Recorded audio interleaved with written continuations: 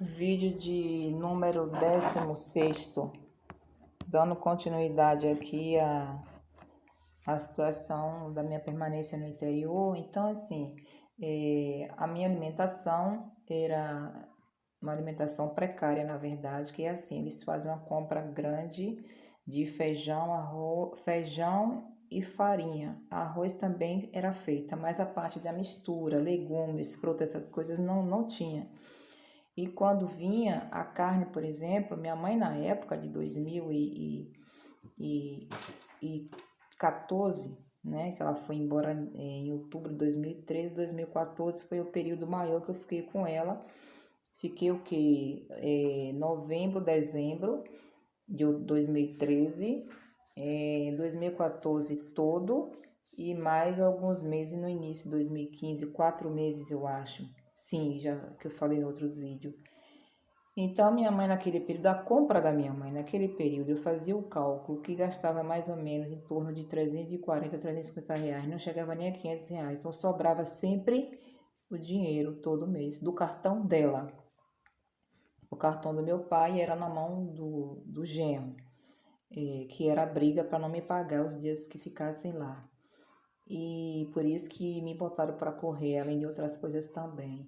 Então, assim, eu me alimentava mal, porque 200 reais para a pessoa pagar transporte, se manter, as coisas que eu gostava de comer que não tinha, então eu tinha que... Eu passei precariamente realmente esses tempos lá, foi muito, muito terrível.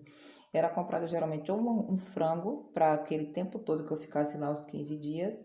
A carne da idosa eu não comia porque era comprada especialmente para ela, então não comia a carne da minha mãe, não vinha carne para mim, era frango, ovos, e era do quintal deles lá mesmo que vinha. E a situação era essa aí, a alimentação era precária. E às vezes me chamava de empregada, às vezes a minha irmã falava as coisas que ia sair e tal, e dizia, pronunciava da seguinte maneira: olha a empregada aí para tomar conta, né? Na brincadeira, mas é algo que dava uma indireta, né? A exploração, no caso, na verdade. Então começou a surgir as coisas aí, comecei a ouvir e ver que realmente o que a minha irmã mais velha tinha dito era certo, era verdade. Foi quando eu comecei a acreditar nela, em cada palavra que ela falou, que eu ia ver o caráter dos dois e eu tinha me ferrado. Então continuei trabalhando sempre no silêncio. Volta e meia ela aparecia com a cara zangada, volta e meia ela descia da casa dela dando indireta e eu já tinha entendido tudo, procurei me blindar, comecei a me prevenir, falando pouco, conversando pouco e tal. Então fiquei nessa situação até início de 2014. Início de 2015 foi quando eu decidi me ausentar e dar um recomeço na minha vida. Deixei a loja em casa, fechei tudo. E antes disso, nesse período aí, em 2013, tenho que lembrar desses casos aí. 2013, que eu medi as terras, tinha ficado 2 tarefas de terra para cada irmãos. As minhas tinham sido separadas, inclusive. E aí eu voltei, né? Isso foi antes da audiência, assim que o velho faleceu. Foi no intervalo que minha mãe tinha saído. Meu pai, em fevereiro, acho que a minha irmã mais velha retirou ela dentro de casa acho que em abril de 2013. Então, nesse percurso de 2013, aí, nesse período de abril, de março em diante até outubro, eu fiquei indo para o interior. Sempre recebendo as chamadas e tal, indo para as visitas de feira e tudo. E aí foi quando medi as terras, o morro. E nessa situação toda aí que eu me endividei, eu tomei um dinheiro na mão do agiota, o cunhado da dona do imóvel, era 3 boxes. Tomei R$ 1.500, foi para R$ 7.000. As 2 tarefas de terra que eu me obriguei a ter que vender a eles, era o único dinheiro que eu tinha. Ele, na verdade, disse para mim que só comprava as terras se eu vendesse as terras da minha mãe, as melhores terras que tinha do morro, onde ele já tinha comprado a terra da minha avó na mão do meu pai, que eu nunca vi documento, e já tinha a terra da minha irmã também, e tinha as terras da minha mãe, então ele preferiu juntar tudo lá. Isso foi uma angústia para minha mãe, porque ela era muito pegada com as terras e infelizmente eu vendi, porque era que estava junto já com a deles. E foi um problema depois. Então esse dinheiro para ele me dar foi uma humilhação. O dinheiro que eu fui diretamente para o Bravo, para o cartório, para receber o dinheiro, eu só fui com o dinheiro do transporte, de ida. E o de volta eu estava contando com que eles iam me conseguir. O resultado disso aí, ele me pagou os 4 mil reais, mas dentro do cartório, no local onde eles fazem, resolve tudo de terra, esqueci, o sindicato. Dentro do sindicato, ele olhou para minha cara e disse: eu compro as terras, eu só compro se for de tua mãe.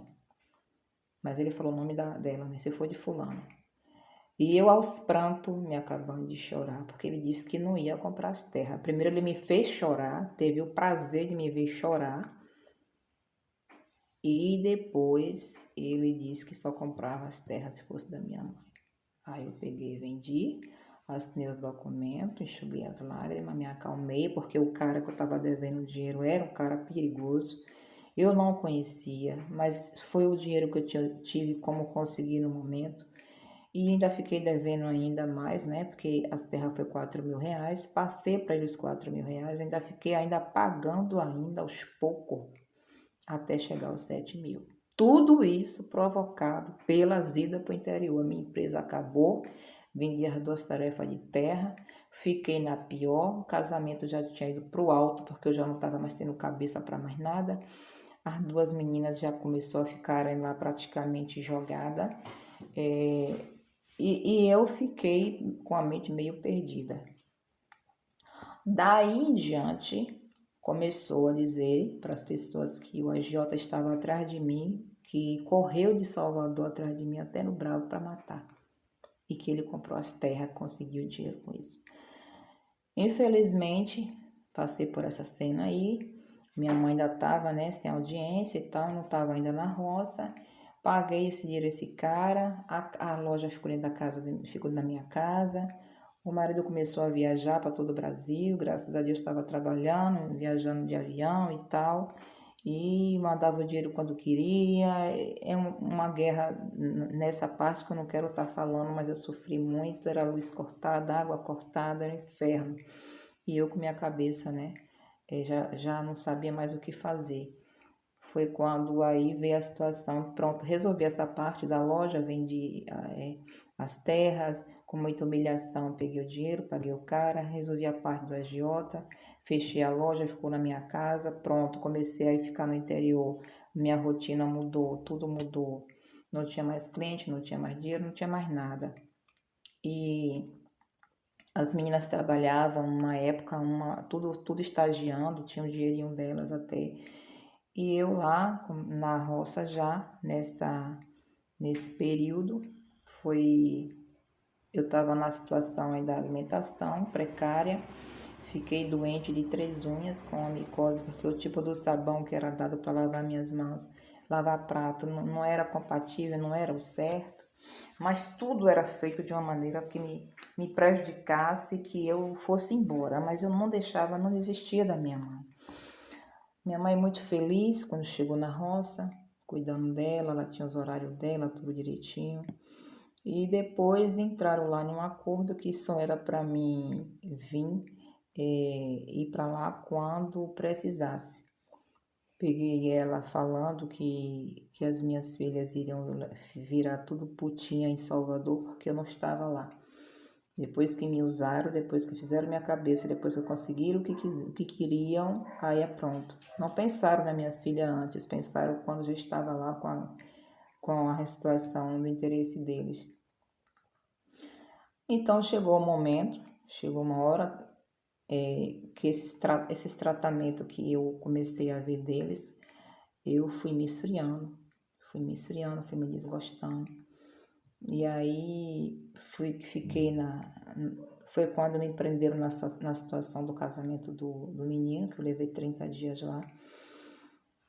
foi realmente cruel. Eu já falei no vídeo anterior aí que foi um mês que eu fiquei sem creme dental 2 dias. Eu fiquei sem creme de cabelo, fiquei sem desodorante, eu fiquei sem carne, fiquei sem comida. Tinha um peito de galinha, que essa galinha foi uma galinha que eu tinha já comprado nesse período que já estava lá. Eles, para não ter galinha na roça, na casa, eles mataram a galinha, me deram para comer e aí me pagaram os R$ 32 que eu tinha comprado a galinha, que eu queria que amanhã tivesse, né? Eu tentando recomeçar a alegria de minha mãe na roça, mas não funcionou. Depois que ele matou a galinha e me deu para comer, depois que eu já estava comendo, foi que eles disseram: aquela galinha que a gente te deu aí foi a tua. E eu fiquei assim. É chato, né? Eu tinha visto a galinha, peguei um carinho e tudo.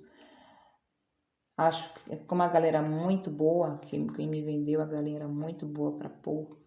Eu acho que eles ficaram com a galinha e deram outra, mas depois disseram que era minha, beleza.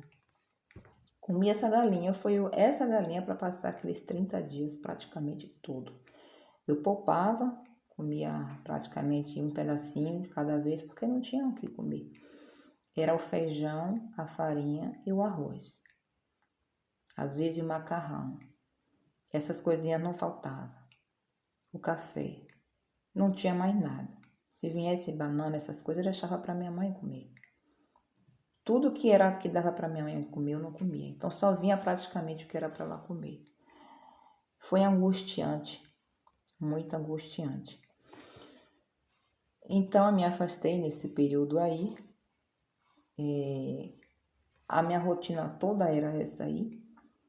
Teve a situação do tanque, que foi em 2014 que colocaram o tanque lá. Foi eu que ajudei ele a cavar o buraco do tanque. Me pagou R$ 100 que minha mãe determinou que me pagasse, que eu trabalhei uma semana. Ele cavando e eu tirando a terra do buraco para colocar aquele tanque. E era sufoco, porque eu cuidava de minha mãe, cuidava da casa e tudo que precisasse fazer lá, era eu que tinha que ajudar. A mudança dos telhados na fazenda, foi eu também que ajudei o pedreiro. Ele não foi em momento algum botar um telhado. Dessa parte eu não recebi nada não. Então eu fui ajudar de pedreiro para poder trocar as telhas da casa, que foi uma das dívidas que eu tive que abrir mão do dinheiro. Então os telhados também foi pago por mim. O pedreiro foi pago, na verdade, por mim, porque eu não podia receber o dinheiro mais do que R$ 200, porque tinha que pagar o pedreiro, teve que trocar o telhado, teve que comprar ripas, teve que fazer reforma no telhado todo, na parte da frente da varanda. E varandado também, não sei se mexeu, acho que não, foi só na parte interna de dentro da casa, que estava muito, molhando muito, para poder, quando minha mãe se mudou, voltou no caso. Então, tudo foi pago com as despesas que eu tive que abrir mão, ganhando uns R$ 200. Quando mudou, a camarinha também fez a reforma, que chama de camarinha, que era o quarto onde minha mãe dormiu. Eu fui também ajudante de pedreiro, ele nem entrou lá no quarto, foi eu que coloquei o rejunte, era eu que ajudei o pedreiro, o telhado era eu que dava as telhas, enfim, eu fiz a mão de obra e não recebi por aquilo. E ele malmente entrava lá. E era aquela coisa, ele não parava na parte, ele ia trabalhar na roça dele e ele voltava para beber água dentro de casa. Ele não dava trégua, nem para mim, nem para minha mãe. A gente não tinha espaço de conversa. Com medo dele pegar a gente conversando, porque minha mãe sempre, o jeito dela de estar sempre falando e tal, eu evitava falar. Um dia eu me irritei e falei: vem cá, você não leva água de casa, não? Você não põe água em casa, não? Não havia mais um respeito, era ele que estava já mandando em tudo, era ele que entrava e saía, abria as portas quando queria, e eu tinha que ter cuidado como é que eu ficava, porque o cunhado, volta e meia, estava dentro de casa. Privacidade nenhuma não tinha. Nesse período aí, minha mãe falava muito que não tinha nenhum cachorrinho para comer os ossos, ela tinha uns gatos, cuidava desses gatos com muito carinho. Era o maior chamego com aqueles gatos, as plantas. Eu colocava água no balde para poder ela molhar as plantas. Era a tarefinha que ela tinha. Pedi para ele arranjar um cachorro. Ele arranjou um cachorro, colocou na fazenda. As luzes da fazenda não podia acender, não podia deixar lâmpada acesa na parte de fora, que eu achava que deveria deixar, que estava eu e minha mãe sozinha na casa. Ele não deixava, ficava falando. E aí minha mãe também ficava falando que estava tendo gasto, que a energia ia gastar energia. Na verdade, ela escutava isso deles. Então ficava uma lâmpadazinha só acesa dentro de casa. E, e nessa situação aí, ele arranjou o cachorro, deixou o cachorro lá preso. E aí eu pedi para ele não solte esse cachorro não, porque para evitar e tal, para não ficar se misturando com o dele e tudo, o cachorro estava novo. Voltei para Salvador, passei minha quinzena em Salvador, depois na quinzena seguinte que eu fui, no dia que eu cheguei, faltando 2 horas antes da minha viagem eu chegar, o cachorro, o meu sobrinho tinha matado, o sobrinho dele, aliás, tinha matado o cachorro a cacetada. E minha mãe contou, mataram outro cachorro hoje de manhã. Fulana foi lá e viu. A mulher dele, né, minha irmã, mataram o cachorro de cacetada. E eu, por quê? Disse que eu tava comendo os pintos dele. Aí eu fui e perguntei pro meu cunhado, poxa, vem cá, mataram o cachorro e tal. Enquanto eu tava aqui comendo os ovos da minha galinha, eu não fiz nada, mas foi comer os pintos lá de fulano, que é o sobrinho que mora na frente da casa dele, que é o capacho. Aí fulano foi e matou. Na verdade, hoje em 2023, na minha reflexão se naquele dia eu tivesse ido na porta daquele rapaz, que ele era jovem, se eu fosse na porta daquele rapaz procurar confusão, criar problema, ele teria me matado do mesmo jeito. Ali, na verdade, foi criada uma cilada para mim. Hoje, em 2023, que eu já sei de tudo, já descobri tudo, já estudei tudo, já analisei tudo, eu ia ser morta naquele dia. Mas eu já estava trabalhando no meu psicológico, já sabia quem ele era, eu me calei, fiquei no silêncio. E minha mãe começou a ficar quieta, cabeça baixa e tal. Não conversava muito. Aí eu pedi para ele que arranjasse então outro cachorro. Ele arranjou outro cachorro. Eu fiquei nesse período, já estava me ausentando. E o cachorro, depois de 2 meses, morreu seco. Disse que ficou sem comer, foi secando. E o cachorro morreu seco. Para minha surpresa, eu fiquei indignada. Porque ele lida com veneno, ele lida com remédio, ele lida com todo tipo de medicamento de veterinário que ele aprendeu com um primo, que eu já citei no vídeo anterior. Ele sabe todos os tipos de remédio, do veneno para matar insetos à cura dos animais. E ele não fez nada pelo meu cachorro. Pelo cachorro da idosa, na verdade, né? Então foram 2 animais que morreu para não ficar na fazenda, que na verdade o cachorro não era para latir, porque ele arrodeava a casa toda, na verdade era essa, arrodeava a casa toda e não podia ter cachorro para latir, porque ele ficava escutando tudo o que acontecia, tudo que a gente falava, ele ficava ouvindo. Meu pai tinha uma casa de farinha nas terras do morro, era vizinha com a fazenda. Assim que ele cercou o morro, a casa de farinha foi caindo. Nós perdemos o direito da casa de farinha, que para mim eu queria que deixasse uma relíquia. Desapareceu um forno caríssimo, ninguém viu. Os coxos ficou todos nos pastos dele. Em 2023, eu fui fazer a visita da minha mãe. Tinha o parafuso da prensa do meu pai lá exposto no ar livre, que é uma madeira que praticamente não acaba nunca, praticamente.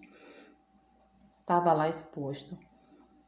No lugar da casa de farinha tem uma roça. Tinha uma roça. Ele tirou tudo, coligou com tudo com o morro. E a casa de farinha caiu e a gente ficou sem direito algum. Ninguém recebeu nada pela casa de farinha. Ele deu fim, deixou cair, com os móveis dentro.